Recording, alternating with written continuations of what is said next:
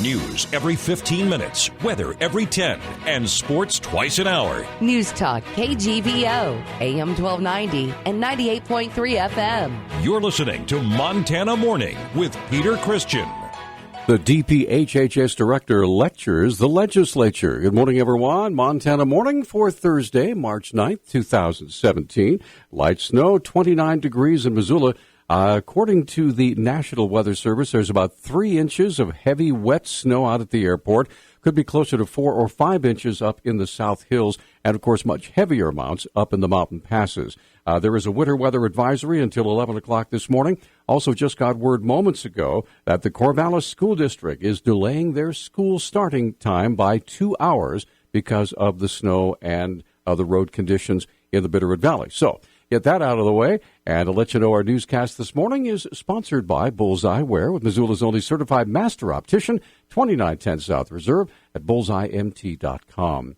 At the Montana Legislature's House Appropriations budget hearing yesterday, Director of the Montana Department of Health and Human Services, Sheila Hogan, had harsh words for what she termed drastic budget cuts to her department. I am deeply concerned by this budget.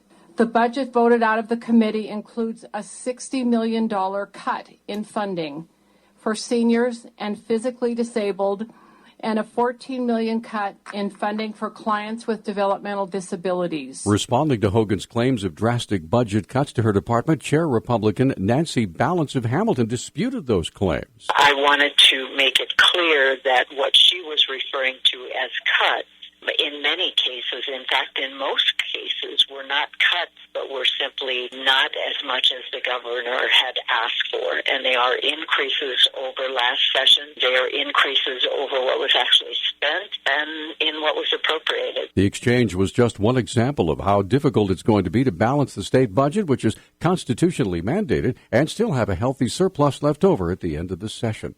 And in a related story, now that Republicans have released their replacement for the Affordable Care Act, Aaron Werdum, CEO of Montana Healthcare Foundation, is reminding officials how much could be lost if the recently expanded Medicaid program is affected. 71,000 Montanans have gained insurance under the Medicaid expansion, and the state estimates that losing it would cause a lot of those people to lose insurance unless there's some carefully done replacement of that expansion. Wernham said even in the short time Medicaid has been expanded, thousands have taken advantage of free health screenings, driving down visits to the emergency room. Nearly half of the people that gained insurance have already been using preventive services such as cancer screening or diabetes screening and dental visits. And we've also seen that's resulting in a higher use of outpatient services and relatively less use of ER and hospital services. Prior to the Medicaid expansion, most Indian health service facilities in Montana were only able to refer patients for specialty care, quote,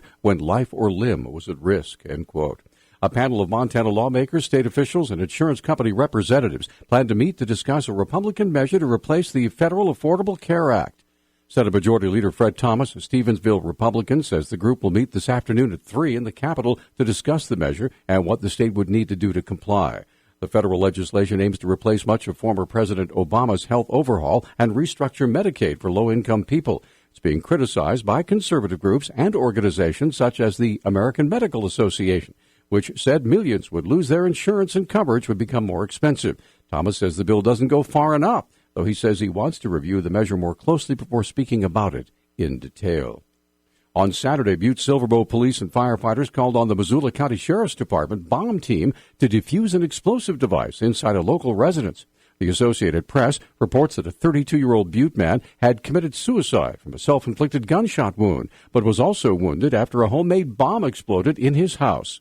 Lieutenant Jeremy Meter with the Missoula County Sheriff's Office traveled to Butte to assist in defusing more explosive devices. We were requested by Butte Silverbow to come over and assist them with an issue that they were having. They had already one explosion in the house, and they had one individual who was inside that was deceased. So we went over there, cleared the area, found that there was another explosive device that had been put together, pretty basic one, but he had been mixing some powders. Had already made one device when the second one had went off, and we just went ahead and disabled that for him. Meter described the protective gear used as he disabled the device. I wore a EOD 9 bomb suit, which will protect you in some circumstances. All bomb techs go through the same process as far as once they're selected, they attend Hazardous Devices School, which is in Anniston, Alabama. So we all attend that school. It is 6 weeks long. He said the bomb team is put together and actually managed by the FBI and is regional in nature. An environmental organization is urging Montana officials to protect the state financially and ensure a co-owner of the Colstrip power plant pays its share of cleanup and decommissioning costs. Montana Environmental Information Center Deputy Director Ann Hedges asked Governor Steve Bullock and other state officials yesterday to require more bonding from Talon Energy than the $7.5 million that the Montana Department of Environmental Quality now has for a Colstrip cleanup. 2 of Colstrip's 4 units are slated to close by mid-2022, or perhaps even earlier. Another Colstrip owner estimates cleanup and decommissioning could cost between $158 million and $200 million. DEQ spokeswoman Jenny Flatto said Talon must submit a closure plan with cost estimates by July 30th and provide financial assurance for those costs. Talon spokesman Todd Martin did not return a call to the Associated Press for comment.